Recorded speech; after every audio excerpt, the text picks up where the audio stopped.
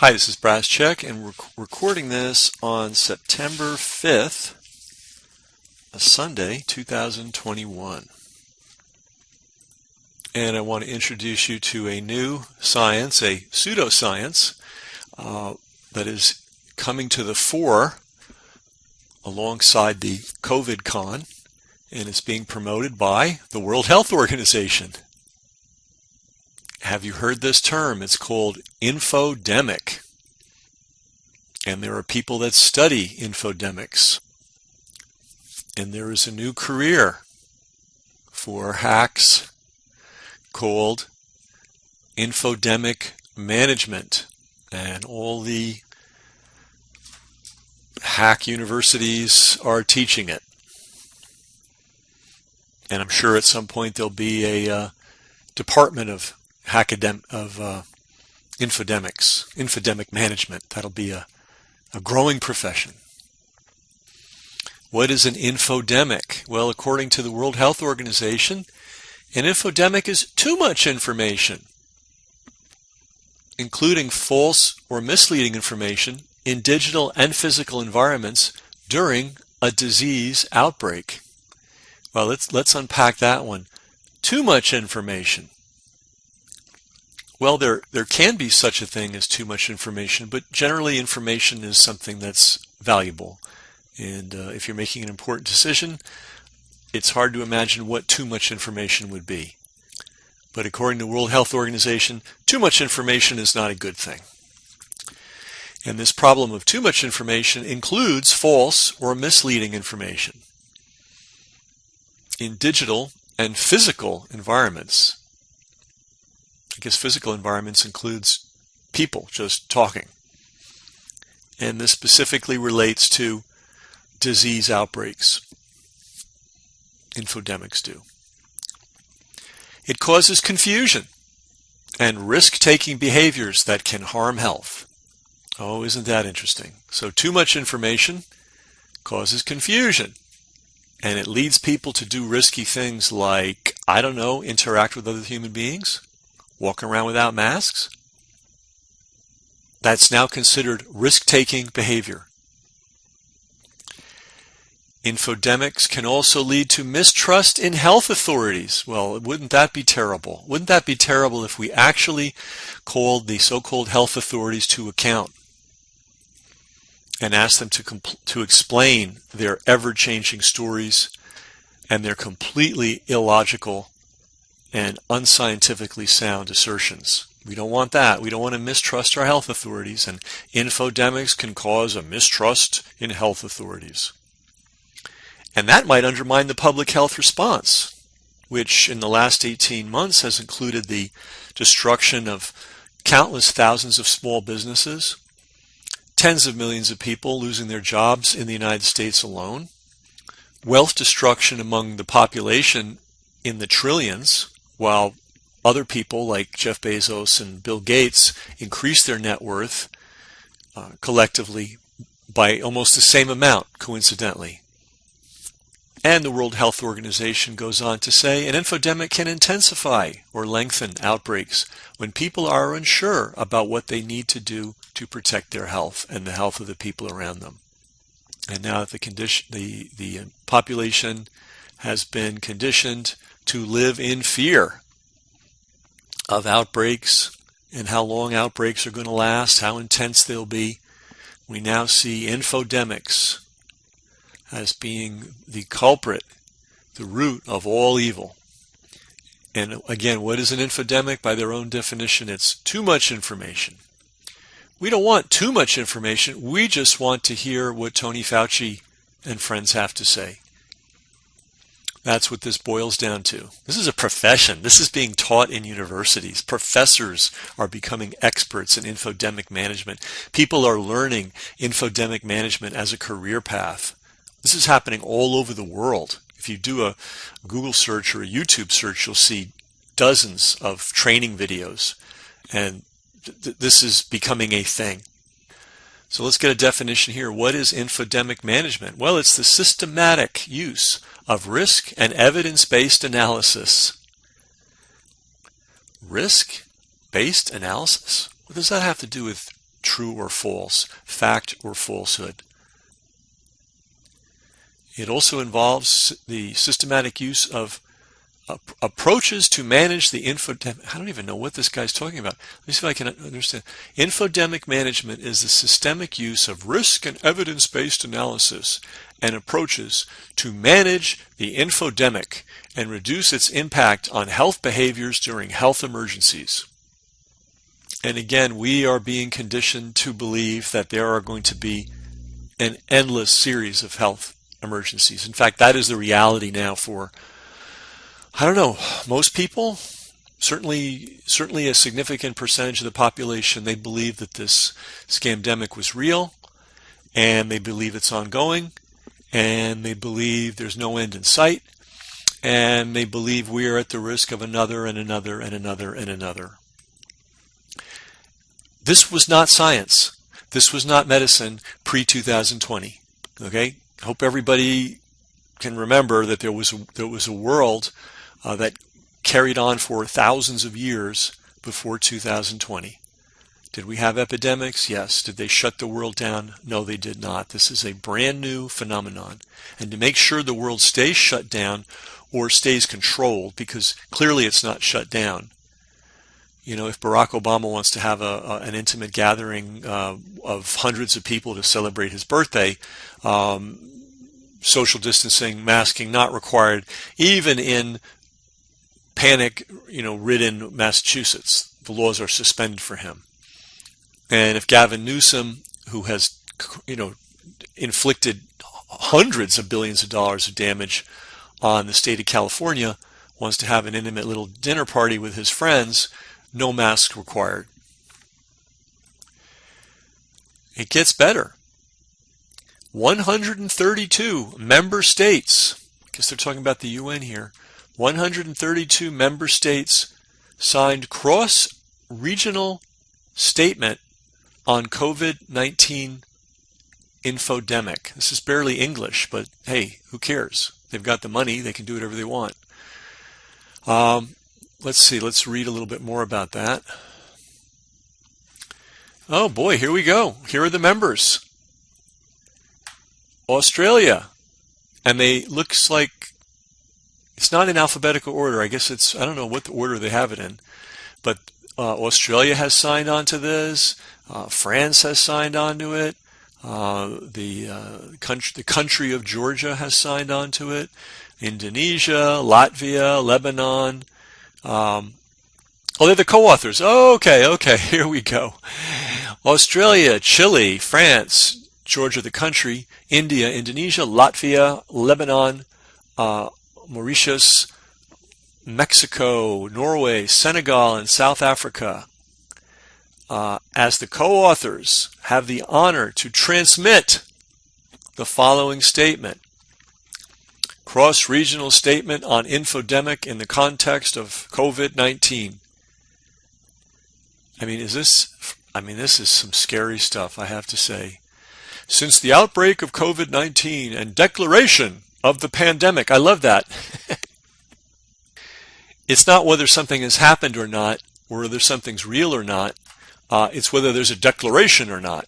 And people should be aware that the definition of a pandemic has changed in recent years, and the World Health Organization has given itself the power to declare pandemics. And once a pandemic is declared, all kinds of legal and governmental mechanisms kick in.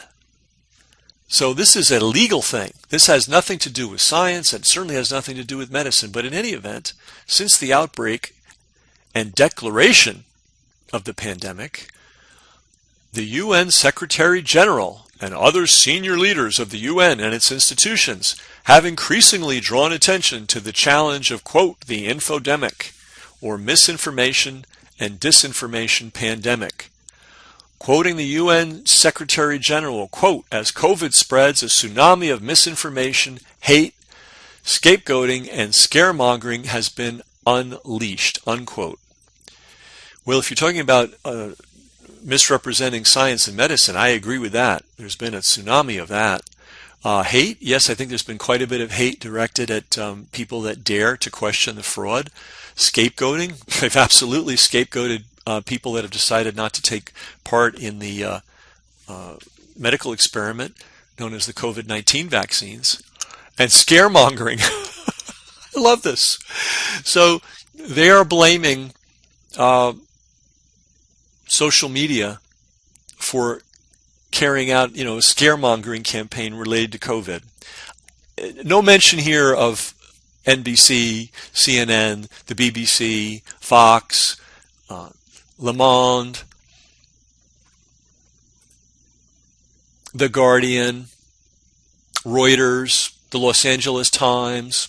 And by the way, half the outlets that I just mentioned, actually not half, more like 80%, maybe 90%, maybe all of them. I haven't completely confirmed this, but certainly 80% of these have received direct money from grants from Bill Gates to fund public health reporting. And here we go. Among other negative consequences, COVID has created conditions that enable the spread of disinformation, fake news, and doctored videos to foment violence and divide communities. Have you seen anybody doctoring a video specifically related to COVID, specifically to foment violence and divide communities? What are these people talking about? Whew, this starts to get severely unhinged, guys. So first of all, this next sentence is not even English grammar, but again, that doesn't seem to matter. It is critical, states. Oh, I'm sorry, I get it. It is critical that countries, they say states, but it is critical that countries counter misinformation as a toxic driver of secondary impacts of the pandemic that can heighten the risk of conflict, violence, human rights violations, and mass atrocities. So somehow people using social media, for example, Facebook or YouTube, to talk about real science and real medicine are a toxic driver that can create conflict, violence, human rights violations, and atrocities. This is insane and unhinged. And what's really interesting, and this is very Hitler-esque, what they're really doing is describing their own behavior. Their ongoing COVID con fraud is definitely resulting in massive human rights violations. People deprived of the ability to make a living. That's pretty fundamental. Children deprived of the right to an education. That's pretty fundamental. People deprived of the right to access to medical care, normal medical care, which is going on all over the place. That's a human right violation. As for mass atrocities, yes, the COVID con is a mass atrocity. I'll put links to these documents so you can read them yourself. I'm not making this stuff. I couldn't make this stuff up. So I continue, or they continue. For these reasons, we call on everybody to immediately cease spreading misinformation and to observe UN recommendations to tackle the issue, including the United Nations Guidance Note on Addressing and Countering COVID-19 related hate speech. That came out on May 11th, 2020. I'll see if I can find that little gem. They don't have a link to it. So here's their solution. The COVID crisis has demonstrated the crucial need for access to free, reliable, trustworthy, factual, multilingual, targeted, accurate, clear, science-based information. Well, I couldn't agree more about that. But that's not what's coming out of the UN. That's not what's coming out of the World Health Organization or the NIH or the news media or governments. We're not getting reliable information. We're not getting trustworthy information from them. It's hardly factual. It's hardly accurate. And it's definitely not science-based. I mean, science doesn't change its tune every 2 or 3 days. And anybody that's followed the COVID con knows that that's what's been going on. The statement from the UN continues. We want to ensure dialogue and participation of all stakeholders and affected communities during the preparedness, readiness, and response. I mean, this is just mind-boggling.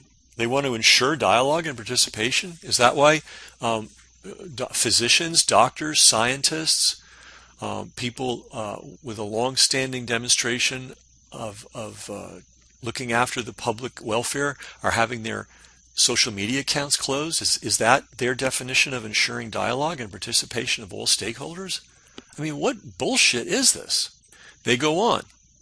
It also has confirmed the key role of a free, independent, responsible, and pluralistic media to enhance transparency, accountability, and trust. Well, I don't know what free. I mean, there is no free media if you're speaking in opposition to the fraud. There's no, as for independence, there's no independent media. If you say things that they don't want to hear, you are erased. Pluralistic? What's pluralistic? I mean, we have Nobel Prize winners who can't get a minute on network TV, network news. We have physicians who are experts in immunology, experts in respiratory diseases, with multiple decades of experience, associated with major universities. They can't get a minute on primetime news, or really news anywhere. It goes on. In this regard, we strongly support the United Nations Communications Response Initiative and the verified campaign announced by the UN Secretary General on April 14th, 2020. Note these dates, folks. The scamdemic started, at least in the United States, in mid-March. By mid-April, they were already rolling with their Communications Response Initiative announced by the UN Secretary General. And it goes on. We call on countries to take steps to counter the spread of such disinformation in an objective manner. Well, I haven't seen that happen. With due respect for citizens' freedom of expression as well as public order and safety. Well, I certainly haven't seen respect for citizens' freedom of expression. We reaffirm the importance of ensuring that people are accurately informed from trustworthy sources and are not misled by disinformation about COVID-19. And there we go. Trustworthy sources. That would be the World Health Organization itself. That would be Tony Fauci. That would be NBC, CNN, Fox.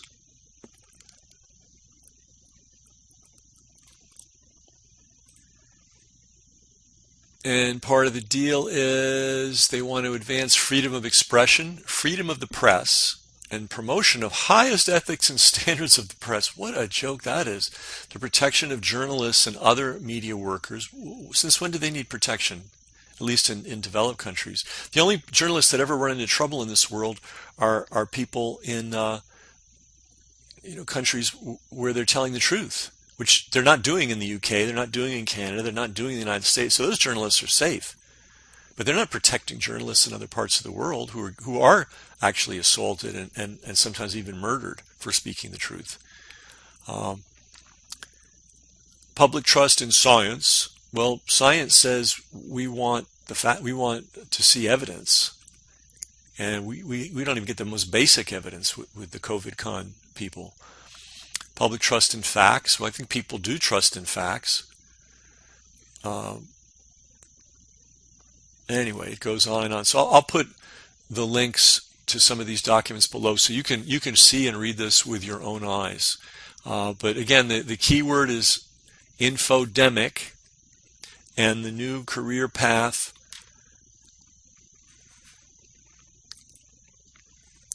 for hacks and government bootlickers is infodemic management. So this has been Brass Check. Free to you, not free to us. We've got bills to pay. Server bill, email bill, tech helper bill. Some of our subscribers pay a little something for their subscription. and that helps us pay the bills. If you're one of them, thank you very much. If you're not, consider becoming one. Thank you.